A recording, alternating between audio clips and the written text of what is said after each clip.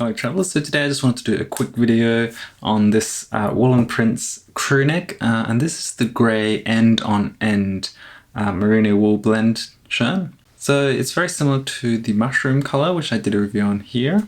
You can see the difference here. So the size for the grey end-on-end that I'm wearing in this shirt here is the small size, and this one next to it here is the mushroom colour, and this one is in the extra small size.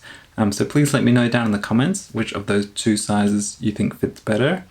Both of them have just been washed, and I did notice just a tiny bit of shrinkage in the length of the end-on-end shirt, but other than that I think it fits pretty well. In some ways I think the extra small fits better, but yes, do let me know in the comments which of those two you think looks better. So they're both made of the same material, which is a blend of 78% merino wool at 160 GSM and 22% nylon. So the nylon gives it just that little bit of extra strength, and the merino wool gives it all those excellent properties of insulation and antimicrobial properties. So that's it, thanks very much for watching.